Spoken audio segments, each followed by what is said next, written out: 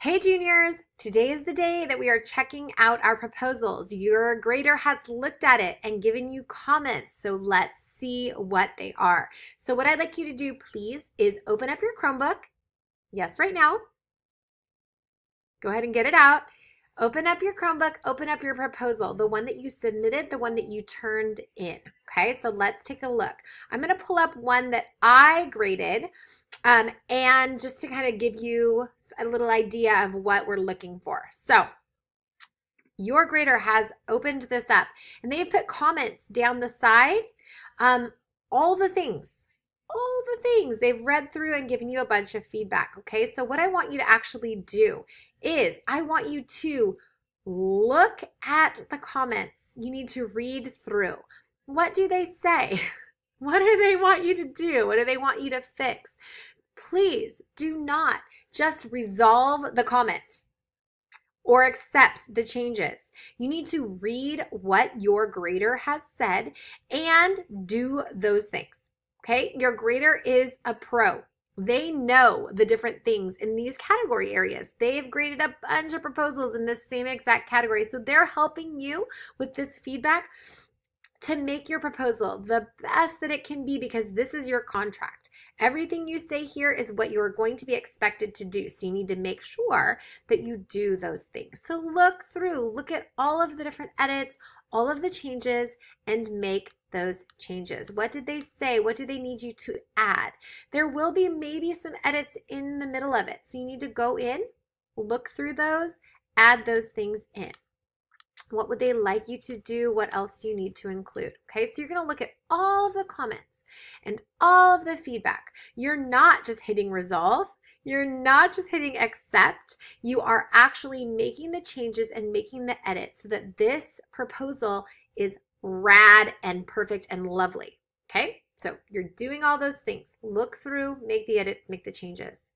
Then, after you have done those things, after you've done that, your job is to email your grader. Their name will be down the side because those are the comments. And of course, if you have questions about any of those, you can put a little, ask a question under the comments. That's fine. But you need to email your grader specifically. And here is why. All of the notifications for your proposal have been turned off so that they don't get like 92 emails every single time you fix something. We don't need all those notifications. So you need to send an email to your grader and you need to say, hey, hello, thank you so much. I have looked over all of the comments and I have made all of the changes and I'm ready for you to look at this again. The email is so important. If you don't send that, then they will not know that you ever looked at it or ever made any changes and they won't go back in. So you have to send that email to signal to them that you're ready for this to be looked at again. Obviously, we're going to be super respectful. And we're going to realize that these graders are teachers and academic advisors and admin, and that we all have other jobs that we're doing. Yes. So you need to be patient and allow some time for that additional feedback to come back. Okay. Most proposals take like 3 edits back and forth. So don't be sad if you have a bunch of feedback in there. Don't be sad that you aren't approved today. Okay. It's not a big deal. You will look at the changes, make them all, email it back to your person. They'll email you again. If there's any more little changes, they'll make those in there. The goal is to make this as much of a framework for your project so that you really thought through all the pieces. Of course, the more that you think it through and the more that you add some really good quality details, the faster it will get approved, right? So keep that in mind as well. The faster you go in and make the changes and email your grader, the faster they can get back to you. Yeah? Okay, so we've done that. We've looked at all the comments. We haven't just hit resolve or accept. We actually read them and make the changes. We email our grader and let them know that we're ready for them to look at it again. In the meantime, while your grader is looking at it that second time, you need to go get all your signature pages taken care of.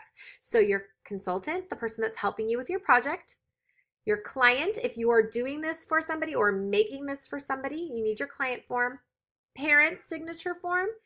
And if you are doing this in a location, like either on campus outside of school hours or off campus in a certain place, you need to get the facilities request form also. Okay, we gave you that packet of form back in October. So find those. If you need more, you can print them from the senior project website, okay? And get those signed and hold on to those so that as soon as your grader says, okay, this is good to go, then you can bring them the forms. You are not approved until your grader signs off that you are good to go. You have to have your forms and you have to do all of the things that the grader said to do. They'll give you that signature, they'll give you a date, and that's when you are officially approved and officially ready to start your project, okay? All right, if you have any questions about any of these things, come and see me in room 140A, Mrs. Meredith in room 50, or you could email us. You can also email your grader, or you could probably stop by and see them as well if you had any specific questions about your proposal or things that they've asked, okay? Sometimes those conversations can clear up a lot of crazy things that you can't really figure out through email, okay? I think that's it. Hope you guys are doing good. Get those changes made, and we'll talk to you soon.